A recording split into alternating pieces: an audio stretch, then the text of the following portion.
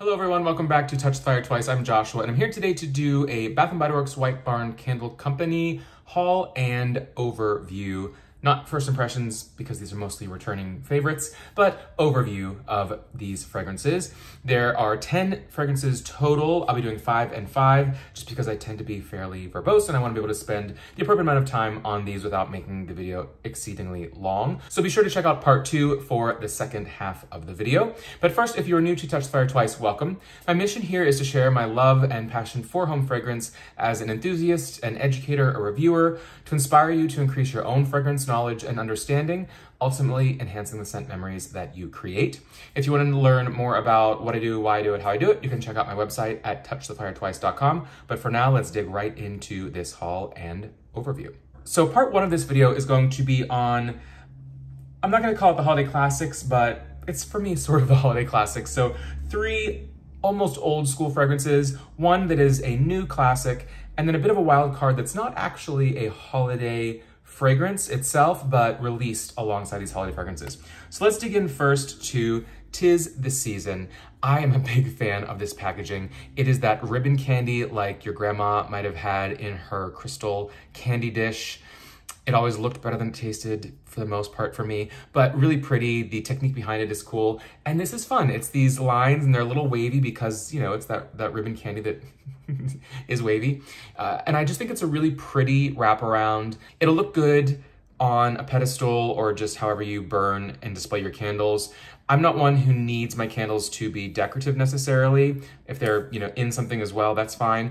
But I think this is one that is decorative because it's a bit subdued, sophisticated, and from far away, it looks good versus sometimes like the little critter scenes are a little tougher to see, though there's a place for all styles, certainly at Bath & Body Works with the wide range they offer. So 'Tis the Season. This scent has been around for many years. I believe at one point it was called Winter Wreath, early Slatkin & Co. era. It was actually in green wax for the first year or so, maybe in 2009 or 10, before it switched over to red wax and the name changed to 'Tis the Season. Notes in this one, as most folks know, rich red apple, sweet cinnamon, and cedarwood. Sometimes they'll list a pine note on there. This time they have not. Again, the notes on the bottom may change. That's more the marketing of what they think folks will be most attracted to just by reading the notes versus getting a sniff on it.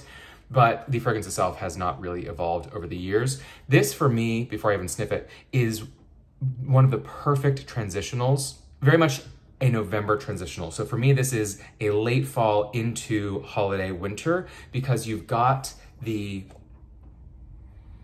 apple and you have some spices in there which are 1 foot firmly in fall, but then with that cedarwood and really a pine note as well, kind of that wreath vibe, that's pulling you into November, truly into holiday, into December. So sort of a sister scent to, say, pumpkin apple. Take a little bit from that, add a little bit to that, and you have a 'Tis the Season.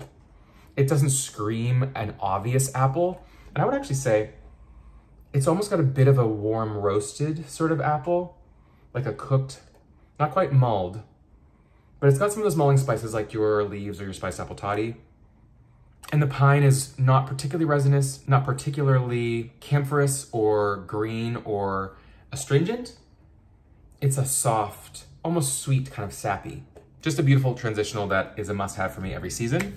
Then we go on to perhaps their best holiday winter candle, Bath & Body Works. Well, their best tree fragrance, no question for me. That is Fresh Balsam, same collection, and I just love the cohesion here, and it's just pretty. There are others in this collection that I don't think I will purchase any of those, but certainly Fresh Balsam. This was one of the first scents I ever bought at Bath & Body Works Slatkin & Co. era back in 2009, alongside, I want to say, Winter Fireside, Twisted Peppermint, Fresh Balsam, and a handful of others, but this was certainly in that first haul where I was like, I can't believe that these are $6 with coupons. Back in the day, it was kind of crazy.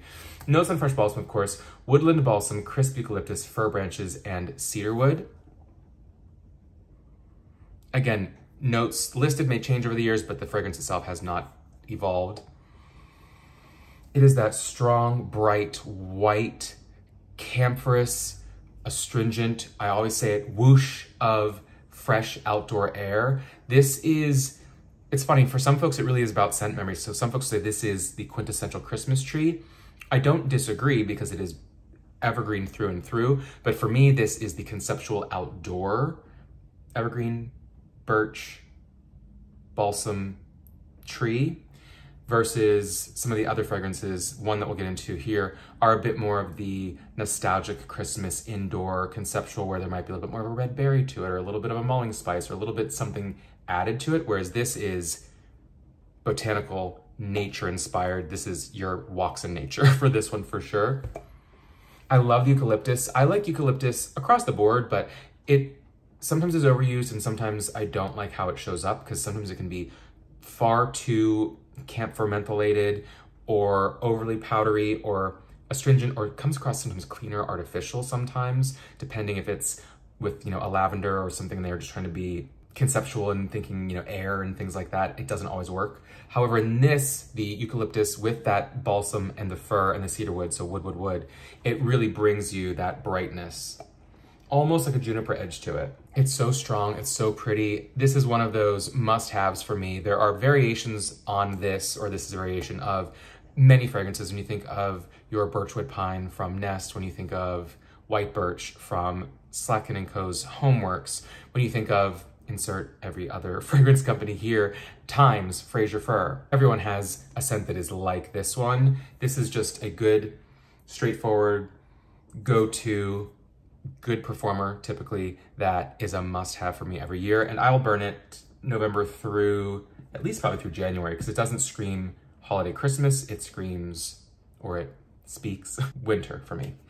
Then let's go to the third classic for me, which is actually winter. This was a Slacken & Co., I think pre-Bath & Body Works Slacken & Co. This was a signature scent for Slacken & Co. I think years back, Harry used to even say that he kept winter going all year in his home because it really was a signature fragrance for Slacken & Co. This is a beautiful conceptual fragrance that, when you get something that's just spring or summer or winter, it can go in a million and one directions. This is cohesive, classic, often I would say sometimes imitated, though I think this was kind of in its own genre-defining category when it was launched way back when.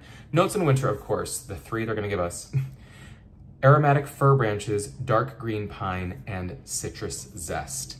Now, to show literally how different notes can be marketed for the exact same fragrance years apart, in 2010, on the bottom of a candle, winter, back in the day, they actually described this as a festive holiday blend of shimmering pine, orange clove, crisp bay leaf, and warm winter woods. Now, I actually think that's a better description than fir, pine, and citrus zest.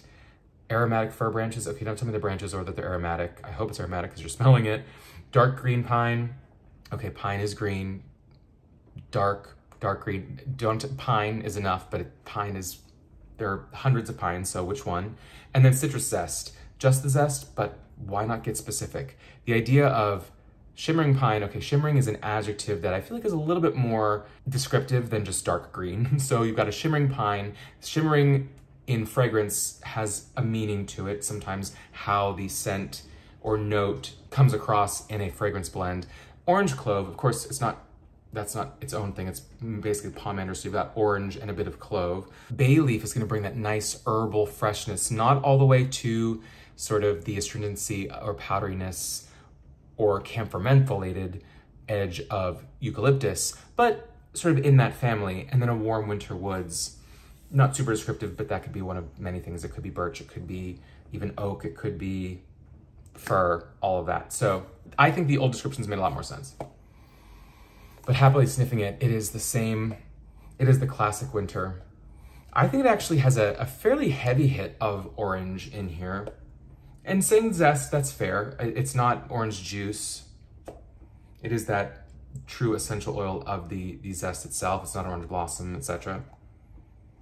The clove is there, but it's not overwhelmingly clove, but it does bring that spicy, rich, actually a bit of almost that kind of like mentholated edge that a strong clove can bring, with a base of those, again, warm winter woods. There's resin in there, but it is sort of a blend between, it's not quite your dark woods or traditional warm Christmas tree. It's a bit more leaning towards sort of your white birches or your fresh balsam, but tone down the fresh balsam, add in the warmth and brightness of the clove and the orange zest, and you're going to really have a perhaps more balanced, certainly more conceptual blend in winter, but it's just so classic. I will say for many years now, it tends to have kind of a nasty burn for me sometimes in Bath & Body Works. Like by halfway through, not only is the wax turning dark, but the fragrance just really kind of gets singed or doesn't last well, even when you burn it appropriately. So we'll see what happens with this. But a fairly good replacement or elevation of this is the Homeworks by Slacken & Co.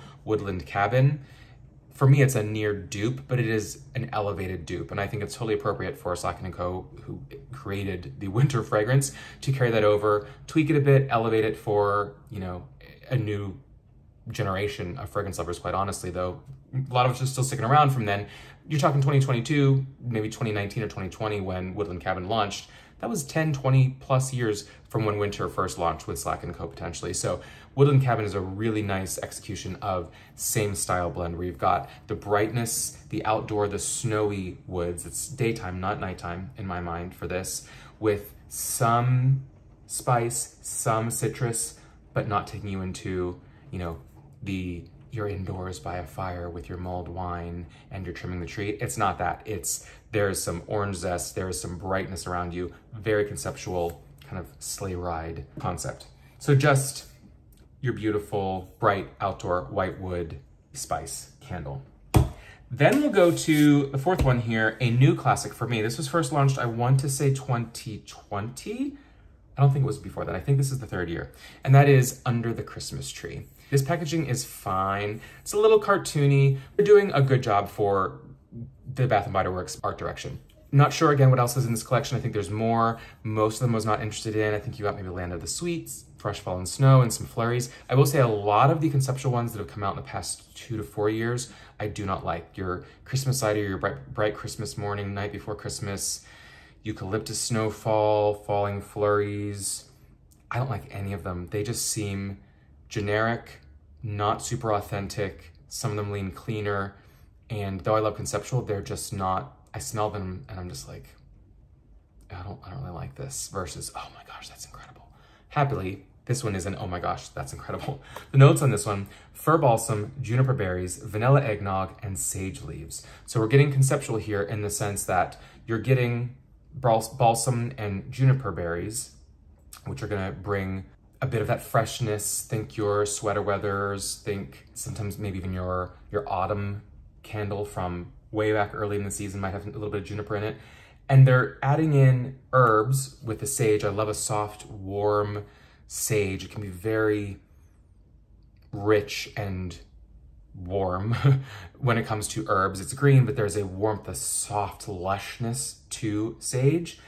And then they're throwing in this vanilla eggnog. And I don't know that this is a literal eggnog, because this is not really a foodie. I would not even so much call this a gourmand fragrance, because remember, not all gourmand is foodie necessarily.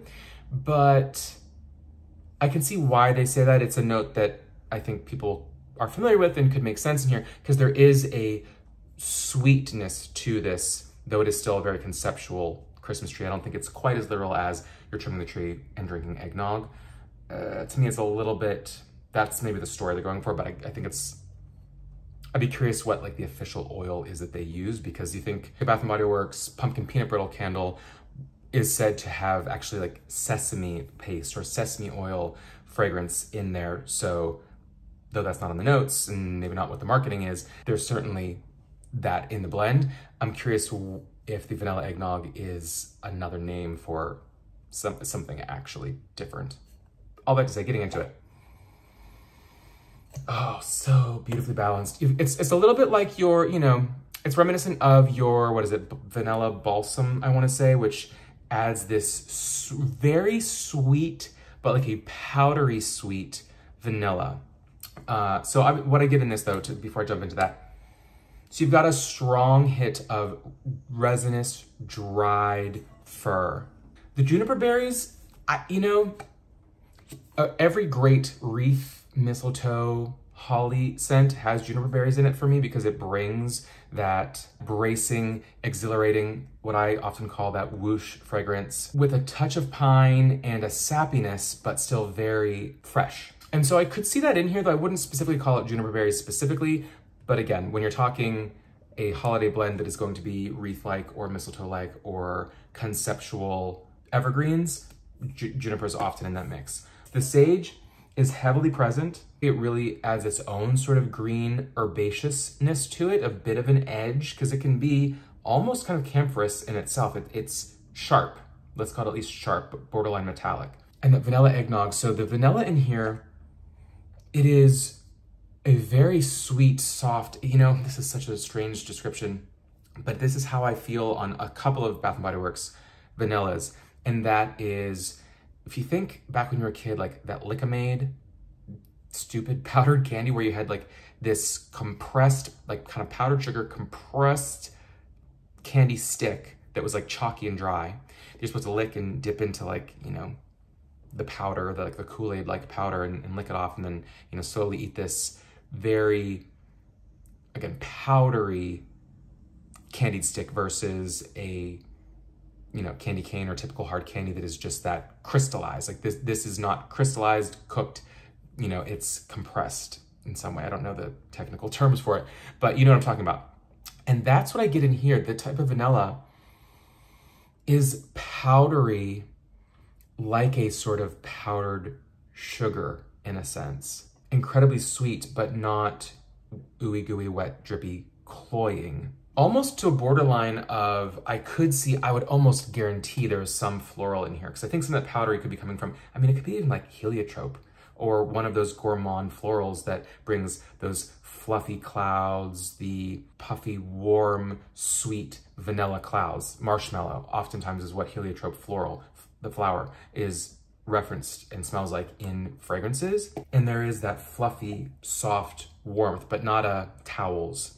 Truly like a non-edible marshmallow feeling with a sweetness that could lean a bit floral. So yeah, I actually think that's the first time I've really spent a lot of time thinking about this candle, other than typically I've just really enjoyed it. I do think that there's got to be some sort of sweet floral with a deep powder in here. If you think about that, I'm actually curious, if you think about that and smell this, for me, I really get, if you think back to like way back, like the Flower Shop candle, or if you're familiar with Homeworks, like the Garden Blooms candle, like that traditional, almost kind of carnation, or, you know, dare I say something so more about like the funeral home flower that people often think of, like, oh, it smells like either a flower shop or a funeral home.